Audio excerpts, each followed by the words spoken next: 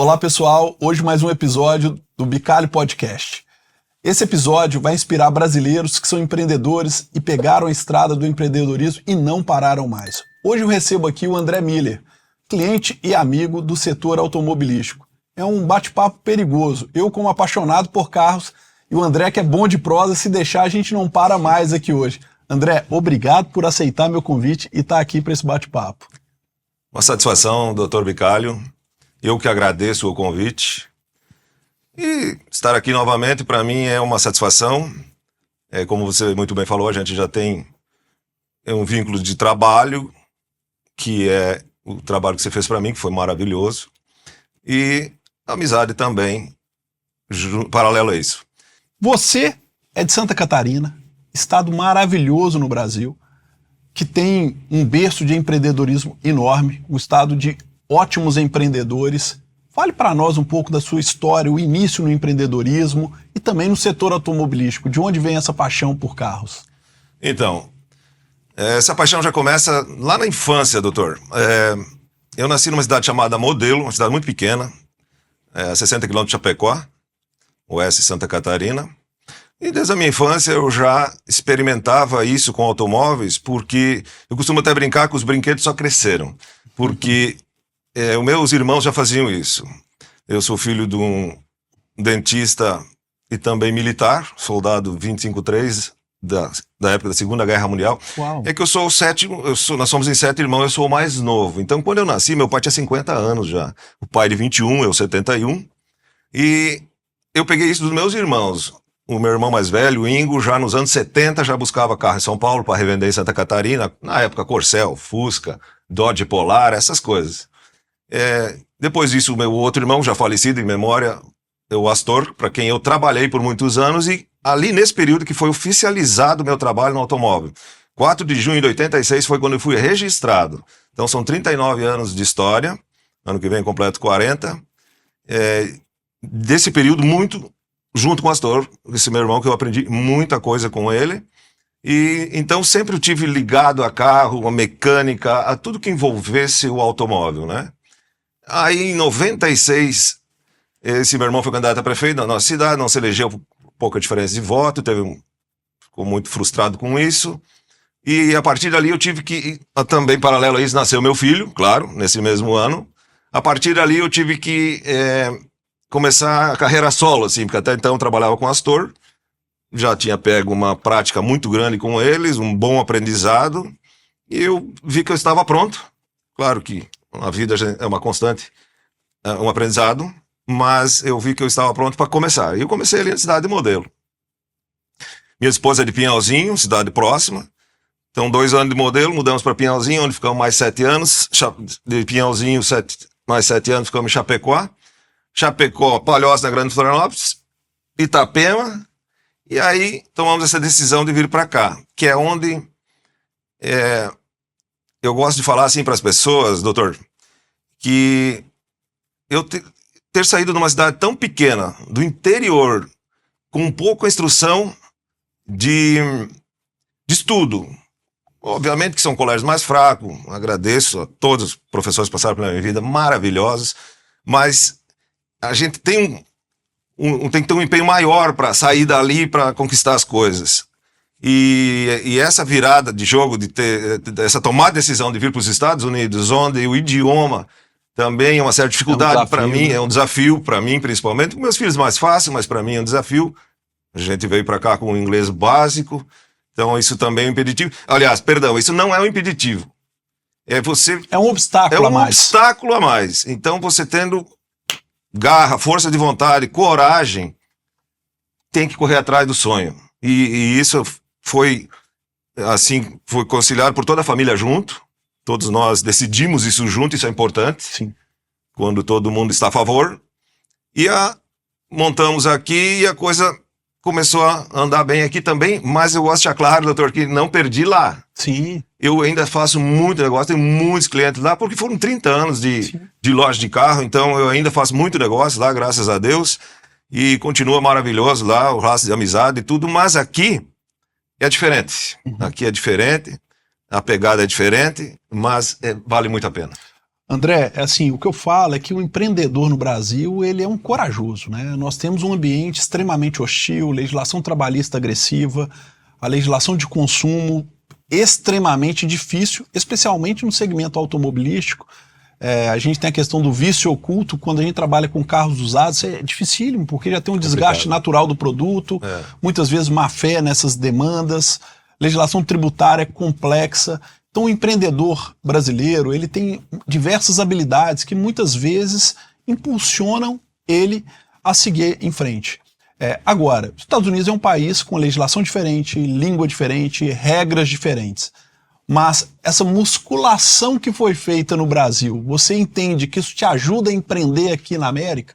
Com certeza, doutor, com certeza. Porque além disso que você falou do empreendedor lá também, a gente é quase herói.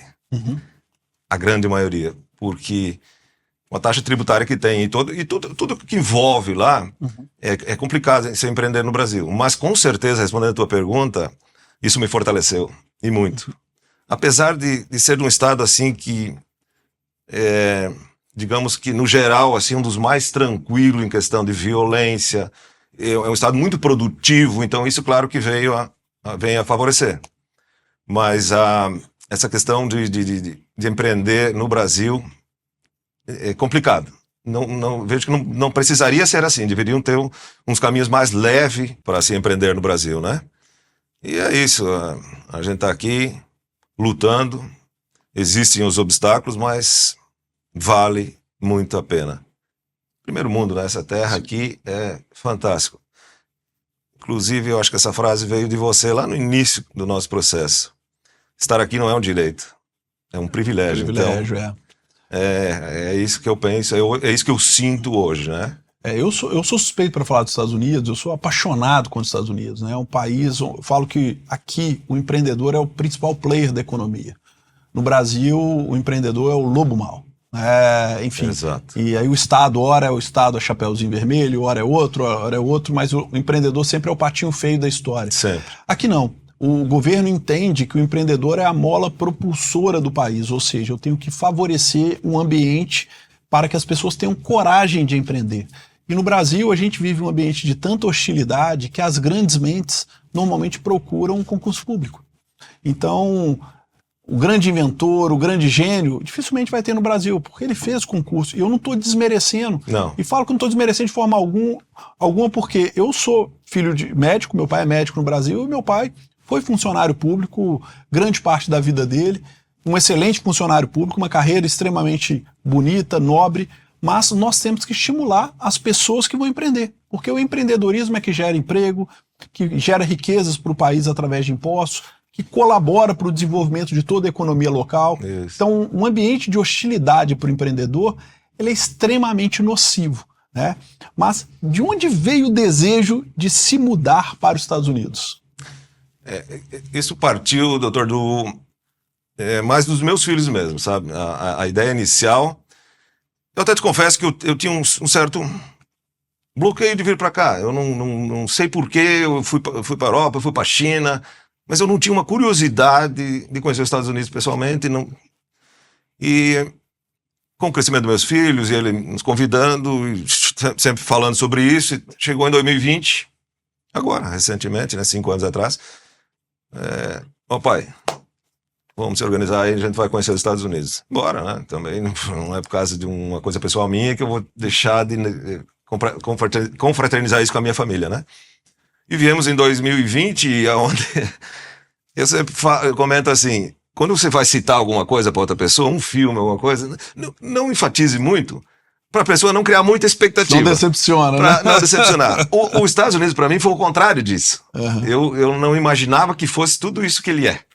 Então, para mim, foi um tapa de luva e essa insistência dos meus filhos. Quando eu cheguei aqui, vi essa terra cheia de oportunidades. E, como você muito bem frisou, principalmente isso, essa valorização para o empreendedor. Uhum. E não outras coisas que são feitas de maneira para que a gente não... que exista um bloqueio ou que a gente tem dificuldade para prosperar. E não é assim, né? É uma luta árdua, diária ali, que é importante que as coisas aconteçam. E aqui acontece. E a vantagem é que num prazo mais curto, é mais rápido as coisas aqui. Aqui as coisas acontecem mais rápido. Isso é muito gratificante. Aqui é um país que valoriza o serviço, né? Eu falo que quem trabalha recebe, né? Então, o Brasil é o país do produto, o serviço não é valorizado. Não é valorizado, e prova disso, não, desculpe te cortar, mas você falou antes da pessoa que vai para um emprego público ou algo assim. Muitas dessas pessoas que eu já conheci é um desperdício. Sim, desperdício de talento, Desperdício de talento da pessoa que poderia estar produzindo algo fantástico ali e acaba indo por esse meio por não ser favorecido, por não encontrar as ferramentas certas, por não encontrar quem valorize isso no Brasil. Isso então deixa a desejar, né? E tem um detalhe que para mim, isso é uma característica que eu acho muito interessante aqui. Normalmente você vê filhos de famílias muito bem-sucedidas começando a trabalhar e trabalhando em funções muito simples. Às vezes a gente vê a pessoa, porque fulano está lavando o banheiro, fulano é atendente do McDonald's. E eu acho triste quando eu vejo no Brasil que as pessoas colocam as profissões em patamares diferentes, como se, ser, por exemplo, um juiz, um médico é mais importante do que outra função. Uma coisa que eu aprendi aqui é que todo trabalho bem feito ele deve ser valorizado. Exato. Então não há diferença de funções e é lamentável porque às vezes você pega uma pessoa que exerce uma função dessa e ganha muito mais do que um profissional que exerce uma função sofisticada no Brasil. Então todo trabalho ele é nobre desde que seja exercido com dignidade. Exatamente. E aqui é um país que valoriza o trabalho. Agora, o produto, normalmente, ele é barato. Eu tenho um caso que minha filha, ela comprou uma bicicleta e ela caiu com a bicicleta. E empenou uma peça. E eu fui arrumar um lugar para consertar a bicicleta. Na hora que eu cheguei lá, o valor do reparo era mais caro do que comprar uma bicicleta nova. Aqui chega a ter até essas incongruências. A bicicleta novinha com uma peça empenada... Poxa, vamos lá comprar outra bicicleta, então. Então, todo trabalho, seja o cabeleireiro, seja o barbeiro, seja o mecânico, todo esse trabalho ele é valorizado. Seja o gari. Sim, e se cria um ciclo virtuoso. Todos recebem bem, têm boa remuneração, podem consumir, e essa economia americana é assim que gira, né? É uma mola pujante. Mas aí veio o desejo da família. Foi uma decisão, pelo que você falou, familiar. Os meninos falaram inicialmente, você e a esposa embarcaram na ideia. Embarcamos na ideia. E a minha esposa também já de cara apaixonou, né?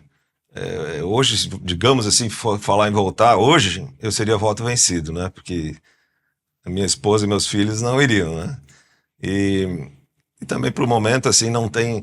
Eu costumo dizer assim, nunca é muito longe. Nunca e sempre são palavras que são não palavras muito fortes, mas assim, por enquanto não temos intenção de voltar a morar, até porque eu falei seria voto vencido, mas também porque a coisa aqui funciona e vale muito a pena. Você comentou de que o produto aqui é barato e o caro é o serviço, que é o contrário do Brasil. Ao longo da minha vida eu fiz isso muito e venho fazendo aqui. Onde nos meus carros, então eu vivencio isso no dia a dia, né? Porque nos meus carros lá era assim, um exemplo, né? R$300 a peça, contrário, R$1.000 a peça, 200 de mão de obra. Aqui, dependendo do serviço que tem no carro ali... Exatamente o contrário, né? $50 a peça, 450 para pô-la, para instalar ela, né? Então, essa é a diferença aqui na América, onde a prova que se valoriza a mão de obra. Exatamente. Isso é legal porque isso retorna pra gente. Sim, eu tô pagando aqui agora, mas esse cara tá faturando, onde ele vai vir comprar seu carro, vai vir trocar seu carro, vai... Por isso se chama moeda corrente. É isso aí. Não pode ser parado, né? É isso aí. E o desafio de empreender na América? Quais foram as lições? Como foi começar a empreender aqui nos Estados Unidos? Rapaz, no começo foi sofridinho, né? Uma cultura nova, um idioma diferente, o jeito de lidar com as pessoas nesse comércio, que eu já considero que eu tenho uma boa experiência de Brasil, mas aqui é diferente na hora de praticar, e é onde entrou também a participação dos meus filhos, que aí é uma cabeça nova. Sim. Victor Lucas, que é o meu filho mais novo, que adora carro também, assim como você, como muitos brasileiros, né? Ele abraçou a causa, ele veio com uma mente nova, ele já tem a facilidade de falar o idioma tranquilo, com fluência, e um jeito novo, já começou do novo aqui, para já pegando o jeito daqui. Isso Sim. que é o bacana, né? Então ele não veio com vícios, certos vícios que eu carrego. Então isso é muito legal. E essa junção nossa ficou bacana por conta disso, porque une uma experiência sobre muitas coisas do automóvel em si, junto com uma cabeça fresca nova, num lugar novo, a colocar isso em prática. Ficou maravilhoso. Mas você sabe que essa mistura que é a chave do sucesso, e eu percebi isso muito no escritório, a gente tem a operação aqui nos Estados Unidos, tem no Brasil também, e a gente tenta sempre fazer essa mistura de idades, André, porque você pega a geração mais nova, ela é de um contato mais distante, mais por mensagem, não gosta tanto da ligação telefônica, do olho no olho, apertar a mão. Mas eu vejo que ainda, quem tem a caneta para decidir ainda é da nossa geração. A gente tá passando o bastão para a geração deles. Então lá no escritório a gente entende que ter pessoas de gerações diferentes ajuda muito isso. O Vitor talvez tenha a questão da facilidade da comunicação, de entender a cultura local com mais facilidade, mas não tem a experiência que você tem, né? Então essa mistura aí que é a chave do sucesso. Fica fantástico. Quanto é bom pro Vitor ter alguém com a sua bagagem por trás, impulsionando ele aí para os passos futuros, né? Isso com certeza, porque deixa ele mais tranquilo no sentido assim, que ele sabe que por trás tem alguém para cobertar. Sim. Não é cobrir o que ele vai fazer ou deixar de fazer. Não é passar a mão, como se diz no velho. Mas ele sabe que tem alguém que ele pode contar para trocar uma ideia, trocar uma informação, para algo que aconteça diferente, porque para ele é diferente, uma novidade. Para mim já aconteceu lá atrás, porque o automóvel é igual em todo mundo. Sim. Salvo algumas coisinhas. No geral, ele é igual em todo mundo. Então, fica mais fácil para mim dar esse suporte para ele, assim, que é muito bacana. Muito. E parabéns, né, por enxergar que essas diferenças que o filho tem trazem virtudes. Outro dia eu tive uma reunião, foi com uma colega, que é advogada, e ela trabalha com sucessão. E foi uma reunião proposital, porque o meu filho começa a fazer direito, está fazendo 20 anos, e naturalmente essa passagem de bastão acontecerá anos à frente. Mas a minha preocupação é como fazer essa passagem de bastão de uma forma saudável. E ela me falou uma coisa que é hiper interessante. Ela falou: Vinícius, você vai passar algumas experiências, mas nem todas ele vai absorver, porque algumas coisas a gente precisa viver. Ele vai sugerir algumas coisas que, na sua visão, essas coisas talvez não sejam tão boas. Mas até um determinado limite, quando não for nenhum absurdo, você vai ter que permiti-lo tentar.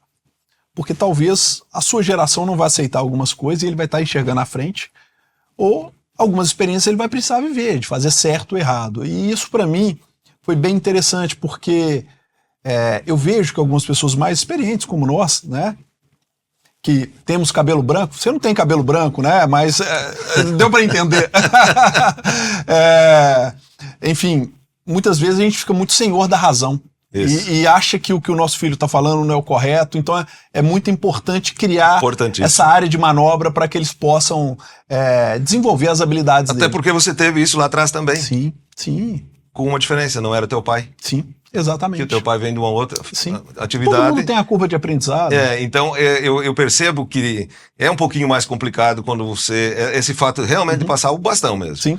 Porque eu vejo que com o Daniel é mais fácil algumas coisas, porque ele não está seguindo ao que eu faço. E o Victor já é mais complicado quando se trata dessa área, porque eu sou pai. Então quem vai passar isso para ele é o pai. Então na hora de aceitar uma ideia nova, é o pai que está falando com o filho. E não no teu caso, a mesma coisa. Ele vai para o direito também, então é a mesma situação, né? Exato. E eu vejo o seguinte, nós somos homens dos nossos tempos, respectivamente, né? Exato. Nós da nossa geração e eles da geração deles. Agora, falando da parte migratória, como foi a decisão da entrada no visto, escolher advogado? Óbvio, algumas coisas eu conheço da história, que é a parte quando chegou até nós. Mas eu queria ouvir de você, né? Porque todo mundo tem essa parte do processo que tem uma certa dificuldade. Eu acho que é importante você compartilhar a sua história. Claro, e eu costumo agradecer muito por tudo que sempre ocorreu na minha vida. E essa foi mais uma dessas coisas. Estar certo no lugar certo, eu acredito muito em providência e não em coincidências. Eu estava com um mineiro conversando, um mineiro que fiz aqui, um amigo que eu fiz aqui. Terra boa essa. Hein? Terra boa, né?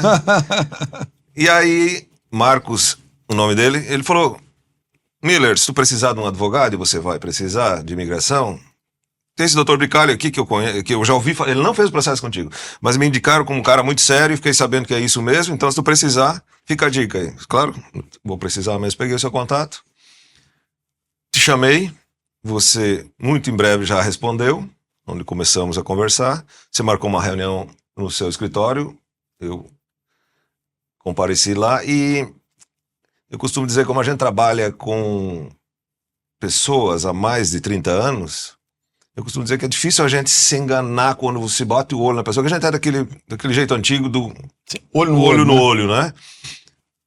Cheguei aqui, bati um papo com você, já senti firmeza, tal. Obrigado, Marcos, sei que eu fiz a escolha certa. E prova disso, não é porque estou falando com o doutor, mas a sua equipe, ela é fantástica, tanto no atendimento quanto na eficiência do trabalho de vocês. E a rapidez, a gente se surpreendeu, doutor, porque nós encaminhamos o nosso processo, vocês encaminharam o nosso processo de green card, todo mundo junto, em novembro, final de fevereiro, por 3 meses você já me deu um feedback que já havia sido aprovado. Claro, não vim aqui correndo e já peguei, não, mas já estava aprovado. Então eu costumo falar lá em casa com a minha família, com meus parentes, eu não sei o quanto o meu currículo é excelente ou a competência sua e de sua equipe que fez isso acontecer tão rápido. É claro que são as coisas juntas, é óbvio, né? Mas a sua competência, tô brincando, é claro, mas a sua competência e de sua equipe, sem dúvida, fez a diferença. E passados esses 3 meses, já imagino que foi lá em 2022, no 4º, no 5º mês, já recebemos o seguro social, já recebemos a permissão de trabalho e eu acho que mais 3, deu um total de 10 meses de quando você e sua equipe encaminharam esse processo para estarmos com o green card na mão. Então eu costumo falar, doutor, assim, que existem pessoas que são indicadoras, intermediam um negócio para ganhar alguma coisa com isso. Tudo certo. Mas a gente que, quando vai indicar alguém, e você não está ganhando nada com isso, eu sempre tive muita cautela. Desde coisas simples, lá para trás. Miller, indica um mecânico bom aqui para mim? Indico. Fulano. Se eu tiver dúvida, não indico. Eu não vou botar o meu nome em jogo. Porque eu acredito que a gente, ao fazer uma indicação de alguém, a gente é corresponsável disso. Então, hoje, aqui na América, de pessoas que eu conheci, que eu fiz negócio, ou que vieram lá do Sul, ou que a gente fez amizade, que eu tive a oportunidade de indicar você, eu tô sabendo que 12 pessoas dessas que eu indiquei, 10 já estão fazendo com você. Uau! Então, eu fico feliz com isso. Eles estão, porque daí tem isso também. Eles estão, aí eu continuo indicando o seu escritório, por quê? Porque essas pessoas estão satisfeitas com a maneira que vocês atendem, porque uma coisa tem sido comigo, foi um caso à parte, né, pode ter sido aleatório, aconteceu tudo certo. Aí você diga para um outro que foi tudo errado. Não, isso vem seguindo assim. Então é uma satisfação muito grande, se fala olhando nos teus olhos, é uma satisfação muito grande para mim indicar o seu escritório, doutor Bicalho. Para mim é gratificante, porque eu sei que aqui é um lugar sério, onde as pessoas não vão ser enroladas, enganadas, e o tempo para isso não depende só de vocês, mas eu tenho certeza absoluta que vocês darão um máximo, você e sua equipe, para isso acontecer o mais breve possível, que é o desejo de todo mundo que está aqui, sim, que é o que todo mundo quer. Então, eu vejo por ali fora que as pessoas estão, às vezes, indo atrás de alguém barato. Você que está assistindo aqui, eu peço que você abra o olho, cuide disso, porque existe aquele velho ditado, né? O barato às vezes se torna caro. Aí você acaba contratando alguém barato, só vai te enrolar, vai te mandar a taxa disso, o boleto daquilo, de repente chega no final, custou até mais caro. E você só se incomodou e ainda não teve o resultado esperado. Isso é verdade, André. O André, eu vou fazer uma confissão aqui. O André é aquela pessoa que você conversa a primeira vez, você já se sente melhor amigo dele. Eu lembro da nossa primeira reunião, explicando isso, mas a reunião foi leve, até divertida, né? Porque o André é sempre espirituoso e a gente explicou todo o caso, como era. Enfim, e processo migratório, nós formamos um time com o cliente. Eu falo que a informação vem do cliente, a gente tem um conhecimento técnico para poder entregar para a imigração. Então, é muito importante esse alinhamento de expectativas. Exato. Porque tem algumas pessoas que vendem ilusão, o caso é garantido, é 99,9, isso é conversa para boi dormir, igual a gente fala lá em Minas. Exatamente. Quando a gente fala a verdade, o cliente sabe qual que é a responsabilidade dele e a gente a nossa. E aí a gente forma um time vencedor. Mas uma coisa que eu fiquei feliz de ouvir de você, né? Poxa, pode ter certeza que vão fazer o máximo. Que é isso que eu falo com o pessoal aqui. A gente trabalha com sonhos. Vem o cliente, tá a esposa ou o marido, os filhos. Então a expectativa em cima da gente é muito grande. Aprovação, a gente não tem condição de garantir. Não. Agora, o comprometimento máximo, isso tem. E André. é isso que importa. E isso tem que ser feito Isso todas tem que as ser vezes. feito Não a pode rigor, nunca falar, faltou uma entrega aqui. Tem que entregar o máximo. E se porventura tiver uma intercorrência, nós temos que buscar melhorar para transpor essa intercorrência. Isso que é importante. Exato. André, agora como empreendedor global, às vezes a gente não se dá os devidos méritos. E um residente legal, portador de habilidades excepcionais. Eu falo que o brasileiro é humilde, a gente fica quietinho, né? Mas quais são as diferenças de empreender no Brasil e Estados Unidos? Aqui é um país que normalmente a gente abre uma empresa com uma certa facilidade. Tem alguma diferença que você percebe e consegue falar para o nosso público? Exatamente o ponto que você citou é o principal. A burocracia e o tempo para se abrir uma empresa. É muito rápido, é muito fácil, é muito tranquilo de se constituir uma empresa aqui. A questão tributária, então, nem se fala.